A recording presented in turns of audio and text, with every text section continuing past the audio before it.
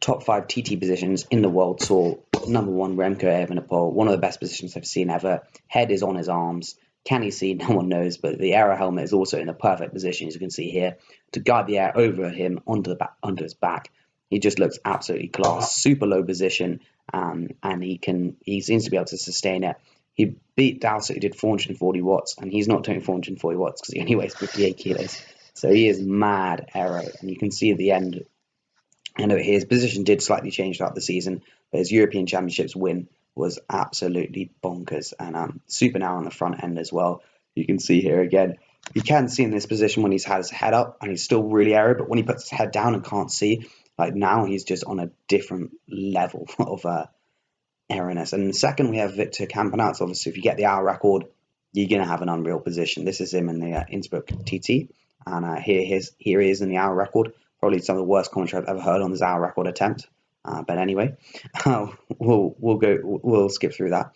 But you can see again his helmet and his back is in perfect unison. His neck is crazy flexible. Like he literally almost like doesn't have a neck. He's able to shrug it so much, and he's super narrow from the front end, as you can see from this footage here. And when he goes around now, you'll be able to see the new style praying mantis that everyone has adopted, which is UCI legal. And his head is very close to his hands. Ed is not really going to go in between that, or not much of it, go over his head, and that seems to be the most aero position and the most comfortable. People seem to be able to put out more power that way, and that seems to be the future in comparison to what it was.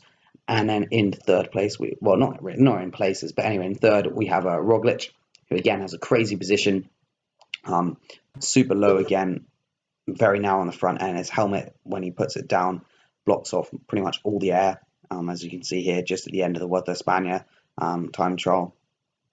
And we'll have another picture, and there's no real footage from the side on, but again, super low body, in a flat back and all the rest of it, and not much air's going in between his visor. This is again another picture of Roglic from the front, and you can compare him to Rohan Dennis, which is a good segue, as Rohan Dennis is going to be the next candidate. These aren't really in any order, it's just the top 5. Couldn't really decide between them because they're all class. Rohan Dennis is a big guy, biggest guy on this top 5 by a long way, but has a super good position. 3D custom bars for his World Championships win. And you can see that he has, again, the Cas Mistral helmet is the track helmet, but it fades really well into his back. And again, he has quite a big gap between his hands and his helmet and a lot of spaces, but even so, he's so aero. This is him from a couple years back, and again, crazy good time, position, and obviously our record holder at that time. Last but not least, the most mad position you've ever seen on a bicycle, Castroviejo. His back is pointing downwards. His helmet is ridiculous. Like when you see that position there, you're just like, what? I couldn't find any footage from that, but I've found some 2016 USI World Champs footage. Hopefully this video doesn't get taken down. You never know. But yeah, Castroviejo has the lowest position you could probably go on a TT bike, but can get his head that low.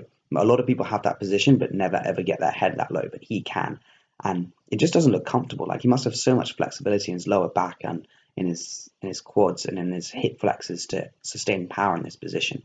But clearly he does, because he's a top time trialist, especially on the really short, punchy ones with a little bit of climb. It's not too heavy either. He does very well. There's a similar sort of time trialist to Evenepoel and the types of ones they like, but at the same time they can both do well on a flat TT course like Doha or the European Champs, which Evenepoel won. So anyway, cheers for watching. Hope you did enjoy this little montage of top TT positions. If you want to do a video on the worst TT positions, that can also be done. Quintana will be featuring. Anyway, see you later.